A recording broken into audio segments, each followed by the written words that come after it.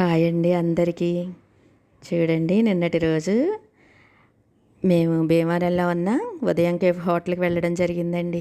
అసలు ఎంత బాగున్నదేనండి ఆ హోటలు. అసలు చూడడానికి లుక్ కానీ, అలాగే అక్కడ ఉన్న టిఫిన్స్ కూడా ఎంత టేస్ట్గా ఉన్నాయోనండి. ఇక్కడ ఈ హోటల్ కొత్తగా ఓపెన్ చేయడం జరిగిందండి. అసలు ఉన్నారండి క్లౌడ్, అసలు మామూలుగా లేరండి. మేము వెళ్ళే ముందు మా చెల్లికి, అన్నపూర్ణ చెల్లికి ఫోన్ చేసి, అన్నపూర్ణ వస్తావా హోటల్కి వెళదామని అడిగితే, అక్క నాకు రావడం కుదరట్లేదు అన్నదని చెప్పి నేను మా బాబు వెళ్ళామండి. ఈలోపు అక్కడికి వెళ్ళాక మా ఇంకో చెల్లి, లక్ష్మీ చెల్లి కనిపించిందండి, మరిది గారు. వాళ్ళతో కాసేపు మాట్లాడి, ఇలాగ అక్కడ టోకెన్ తీసుకోవడం, టిఫిన్ రావడానికి ఎంత లేట్ అవుతుందోనండి.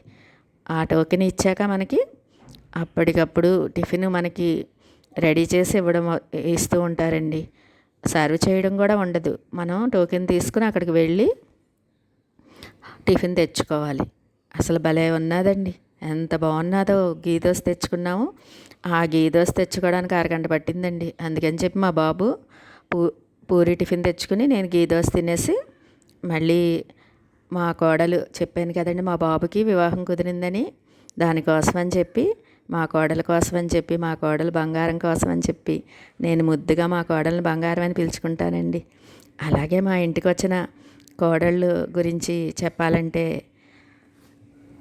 మా పెద్ద ఆడపడుచు కోడలు లావణ్య, అలాగే స్వాతి, తర్వాత మా తమ్ముడు వాళ్ళ కోడలు తేజు, అలాగే మా పెద్దక్క వాళ్ళ కోడలు మాధురి, అదేవిధంగా మా లక్ష్మీ కోడలు అశ్విని అయితే ఇంక అసలు చెప్పక్కర్లేదండి. నాకు ఎప్పుడు బంగారం అనే పిలుచుకుంటాను. తనకి తను నాకు ఫేవరెట్, నేను తనకు ఫేవరెట్. అసలు అంత బాగా ఉంటామండి మేమిద్దరం. చక్కగా ఈ విధంగా నేను మా ఇంటికి వచ్చే కోడళ్ళని అందరినీ కూడా బంగారాలు అనుకోవడంలో సందేహం లేదు కదండి.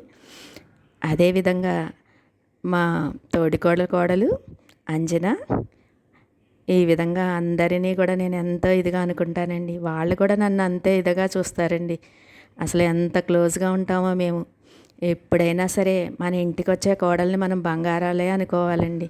ఎందుకంటే అప్పటి వరకు పుట్టింట్లో పెరిగి పుట్టింటిని వదిలి మన ఇంటికి వస్తున్నారు కదండి.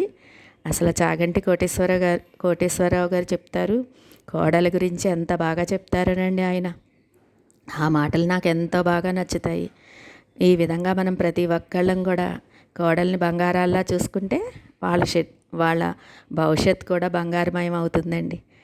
ఈ విధంగా నేను ఎంత ఇదిగా కోడల గురించి చెప్పానంటే మీరే అర్థం చేసుకోండి. నాకు ఆడపిల్లలు లేరండి. మా అక్క వాళ్ళ పిల్లల్నే నేను ఆడపిల్లలుగా చూసుకుంటాను. అందుకనే చెప్పి ఇప్పటికి నా కోడలు వచ్చేసరికి నాకు ఎంతో ఆనందంగా ఉంటుందండి, ఆనందంగా అనిపిస్తుంది. ఈ విధంగా తన కోసం అని చెప్పి, ఇంకా ఏమేమి కొనాలా అని చెప్పి బాగా ఈ విధంగా అన్నీ ఆలోచించుకుంటూ ఎన్ని రకాల కొనడాలు జరుగుతుందోనండి. దాంట్లో భాగంగా సెల్ తీసుకుందామని చెప్పి మా బాబు అన్నాడని చెప్పి మొబైల్ షోరూమ్కి వెళ్ళామండి. అక్కడ శాంసంగ్ మొబైల్ ఎంత బాగా నచ్చిందో మాకు. ఇదిగోండి, శాంసంగ్ మొబైల్ షోరూమ్కి వచ్చి అక్కడ మొబైల్స్ అన్నీ చూడడం జరిగింది. ఈ విధంగా అన్నీ చూసి ఒక మొబైల్ సెలెక్ట్ చేసుకుని, మా బాబు ముందే రీసెర్చ్ చేసేస్తాడండి. 2 రోజుల ముందు నుంచి ఏమేమి కొనాలో ఏంటో అని చెప్పి చూసుకుని వస్తాడు. కాబట్టి మాకు షాపింగ్ కొంచెం ఈజీ అవుతుందండి. ఈ విధంగా మొబైల్ తీసుకుని ఇంటికి వచ్చామండి. చెప్పాను కదండి, మా కోడల కోసం అని చెప్పి ఇదిగోండి ప్రతి ఒక్కటి కూడా కొనడం మొదలుపెట్టాను. ఇంకా నెల రోజులు ఉందని చెప్పి చాలా హడావుడిగా పనులు చేసుకోవడం అవుతుందండి. నిన్నటి రోజు పంతులు గారు వచ్చి లగ్నపత్రిక రాసి తీసుకొస్తారండి. మా తమ్ముడు ఫోన్ చేసి, అక్క పంతులు గారు వచ్చారా అంటే, వచ్చారమ్మా, ఇచ్చారు లగ్నపత్రిక అని చెప్పాను. రేపు వెళ్దాం అక్క శుభలేఖలు వేయించడానికి అని చెప్పాడండి. ఇదిగోండి, ఏ వస్తువైనా తేగానే నేను ముందు ఆ స్వామి పాదారవిందాల దగ్గర పెడతానని చెప్తాను కదండి. అలాగా మా పూజా మందిరం మీద ఫోటో ఉంటుంది కదండి, వెంకటేశ్వర స్వామి ఫోటో, ఆ ఫోటో దగ్గర పెడతాను. ఇలాగ ఉదయాన్నే మీకు చూపిద్దామని చెప్పి ఇలా వీడియో షూట్ చేస్తున్నానండి. ఇదిగోండి, శాంసంగ్ మొబైల్ కొనడం జరిగిందండి మా కోడల కోసం. అలాగా అన్నీ కూడా కొనడం జరుగుతుందండి. శారీస్ కూడా తీసుకున్నాను, అలాగే డ్రెస్సెస్, అలాగే నిన్నటి రోజు కుమారి గారని చెప్పి షాప్ ఉందండి, వాళ్ళ షాప్లో ఒక డ్రెస్ తీసుకోవడం జరిగింది.